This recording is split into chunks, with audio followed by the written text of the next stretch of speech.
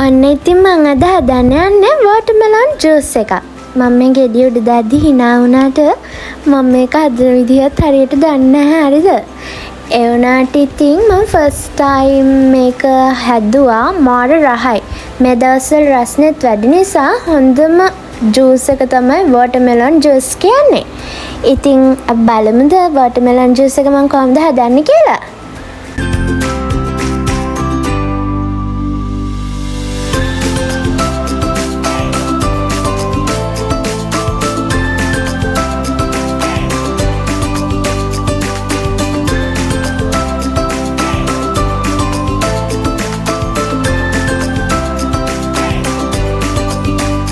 මම මේ වෝටර්මෙලන් එක මේ විදිහට දෙකට මැදින් පලාගෙන ඊට පස්සේ මම කරන්න යන්නේ මේක බෙන්ඩර් එකට දාගන්නවා. හැන්දකින් හරි මොකකින් හරි හූරලා තියෙන ඔක්කොම ටික දාගන්න තමයි තියෙන්නේ අපිට.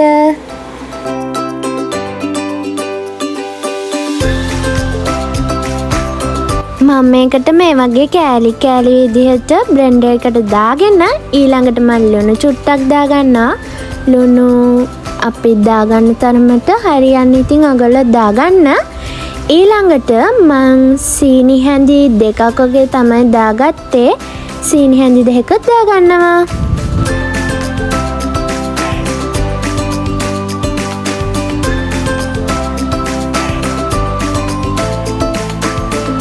ඊළඟට මන් දාගත්ත දෙහි චූටි කෑල්ලකුත්. දෙහි දාගත්තාමත් රහයි. ඒ නිසා දෙහි චුට්ටක් දාගන්න.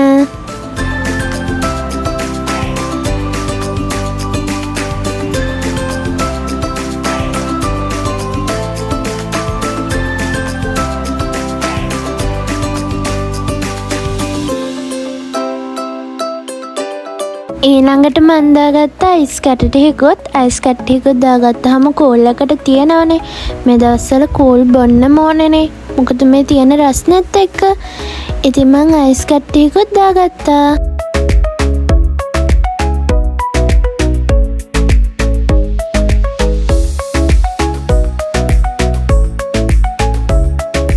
මම මේ දාලා තියෙන්නේ දෙහි උෂ ටිකක් දාලා කෝප්පේ ධාරේ වටේට.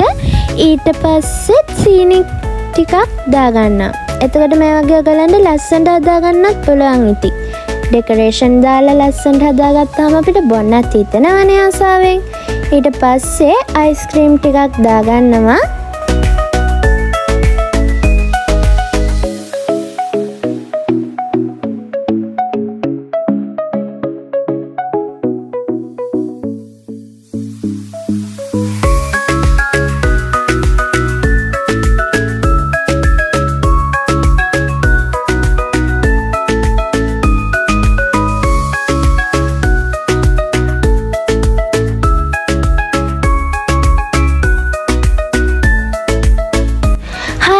ජූස් එක නම් හදලා ඉවරයි. මේ දවස්වල බොන්න හොඳම ජූස් එක තමයි මේ වෝටර්මෙලන් ජූස් එක කියන්නේ. ඉතින් ආලා try කරලා බලන්නකෝ ගෙදරදී මේ වගේ ජූස් එකක්. මේ දවස් මාර රස්න දවස්නේ. ඉතින් මේ වගේ ජූස් එකක් බොන්න හැමතිස්සෙම දියර ජාතිත් බොන්න. ඉතින් මගේ වීඩියෝ බලන ඔයගොල්ලෝ හැමෝටම thank you for watching.